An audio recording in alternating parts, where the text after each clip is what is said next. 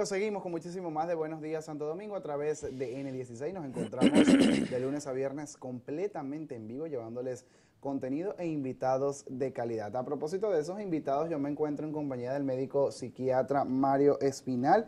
Nos hablará sobre la salud mental, en específico de la delincuencia en República Dominicana, crisis de las familias y el consumo y tráfico de drogas. Sin duda alguna, un tema del cual usted debe estar bien atento porque tenemos a nuestro especialista acá hablándonos de estas y otras informaciones. Todos los miércoles está con nosotros en compañía para hablarnos de interesantes temas relacionados con el mundo de la psiquiatría. Mario, como siempre, bienvenido. Bienvenido y muchas gracias por darme una nueva oportunidad de hablar de estos temas. Exactamente, vamos a hablar en primer lugar de un punto clave al momento de establecer esta conversación, la desigualdad social, el desempleo y el tráfico de drogas. Yo creo que son las razones para que una persona comience a introducirse en el mundo de la delincuencia, y creo que ese es el factor fundamental para esta descomposición social. Realmente que estamos viviendo. Siempre se ha señalado que el factor es que la situación es multicausal. Naturalmente que tú has señalado tres de las principales, y ahí podemos tener muchísimas causas como el desempleo, la falta de oportunidad, la pobreza extrema, etcétera, etcétera. Esto históricamente ha resultado que la estructura psicosocial nuestra es proclive cada día más a la delincuencia porque no hay contendores, no hay paredes que refrenen, que resistan el crecimiento exponencial que tiene el hecho delictivo. No hay políticas de Estado realmente, y las que se mencionan no se aplican justificadamente. Por ejemplo, un ejemplo, la violencia de género. Tenemos que ni siquiera hay fiscalía en algunos sectores donde la población pueda quejarse de una violencia activa en un barrio determinado. Ni siquiera hay eso.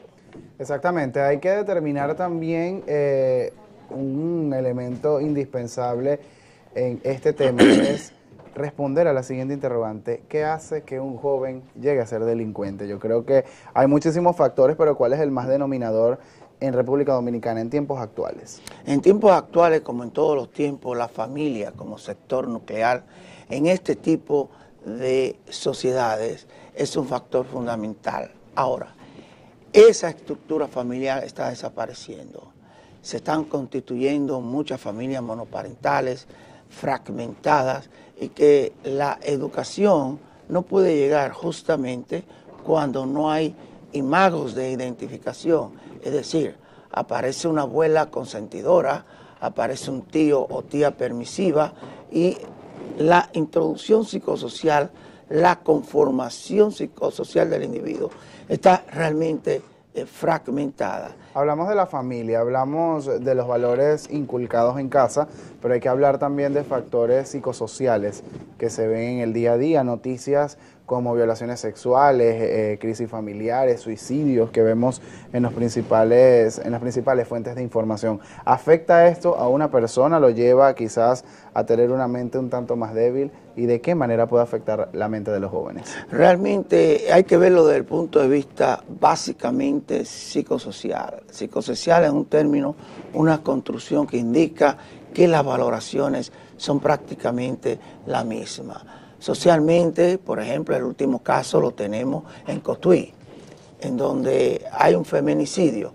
Las cifras se están registrando, salen los periódicos hoy, de 1 cada 48 horas.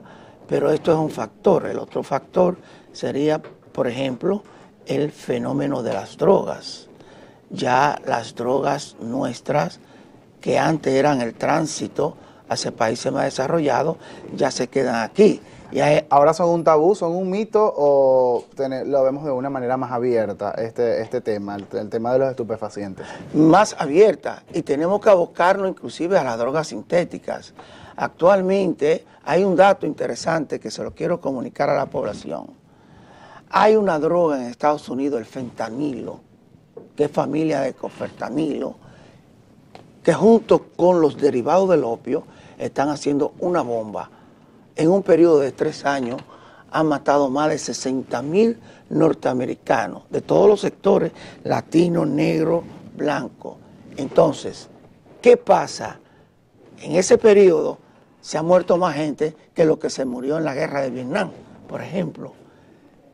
Drogas que existen en Estados Unidos por la cercanía y por la dependencia cultural, es droga que pronto va a surgir en la República Dominicana como centro de consumo y comercialización. A nivel de especialidad, sin duda, de seguro tiene grandes recomendaciones para nosotros en relación a este tema. ¿Cuál cree usted que sea lo más oportuno para disminuir este flagelo acá en República Dominicana? Bueno, lo primero es la educación, y no solamente la educación, sino aumentar los centros sanitarios de rehabilitación que vayan a darle la oportunidad a todo aquel que sea víctima, y después los controles de país, nosotros como país, las entradas y las salidas, ¿no?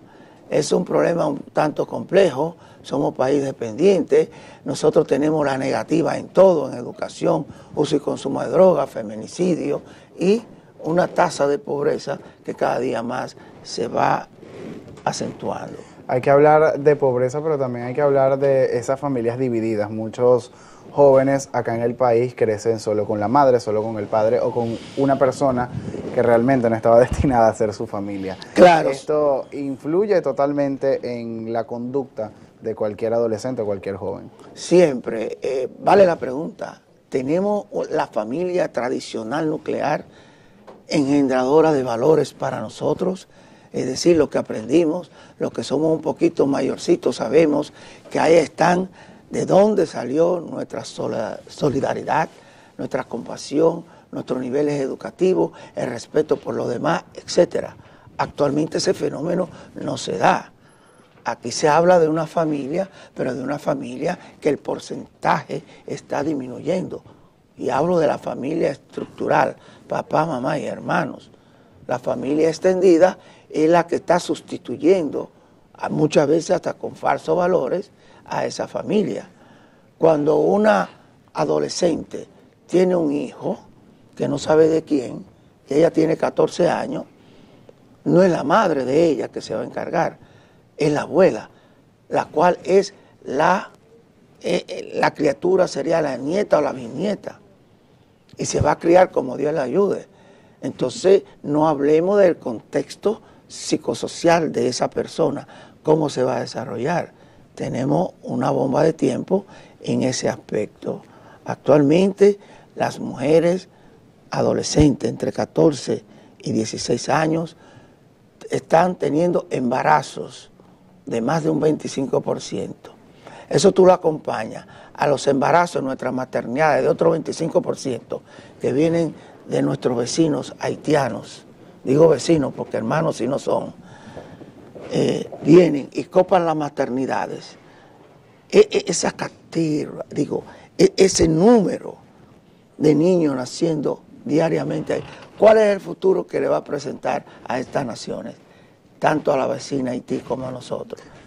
Mario, hacías mención de una gama de casos bastante común acá en nuestro país. Hay que hablar de cómo lograr el equilibrio y también sería grato responder a qué tipo de trastornos tienen los jóvenes que son delincuentes. ¿Cómo le podemos llamar a este trastorno? Bueno, realmente hay de todo entre nuestros jóvenes y lo peor es cuando tienen trastorno de la personalidad de corte psicopático. Es decir, ni siquiera ellos tienen los sentimientos de tener miramiento por el otro. No hay ese sentimiento. Por eso es que unido a la droga, matan, roban, van a la cárcel, en la cárcel le sacan la lengua a los policías, no hay una estructura judicial que castigue, no hay régimen de consecuencias. Esto es un maremoto. Salud mental prácticamente no existe en nuestro país. ¿Cómo llegamos a ese equilibrio a través de la salud mental? ¿Cómo trabajamos un joven que está en la casa, pero que estamos viendo que quizás está involucrándose en el mundo de la delincuencia? Se necesitan programas, no en los papeles, no en el diseño estatal. Se necesita que sean eficientes, que sean operativos, porque hasta ahora lo que se está elaborando son muchas políticas muy bien diseñadas, pero que no se llevan a cabo por una serie de razones. Muchas veces siempre se está señalando el recurso, pero recursos para otras cosas hay. Hablando de recursos, ¿se está aplicando acá en República Dominicana esos planes, esos proyectos? ¿Es necesario afianzarlos o es necesario crearlos? Es decir, ¿existen estos proyectos actualmente acá en República Dominicana en los cuales nosotros podamos contar con el apoyo para personas que no andan por el buen camino? Inclusive, sí, hay uno que está próximo, por ejemplo, el proyecto de educación sexual en las escuelas públicas. Ya hay fondos que se ha aumentado y en algunos sectores se está iniciando. Lo que pasa es que en ese aspecto concreto tenemos la oposición, por ejemplo, de la iglesia, tenemos la oposición de otros sectores que no permiten una sana educación, no sexual, sino también reproductiva, que es tan importante para el desarrollo de nuestros jóvenes. Y eso es un déficit.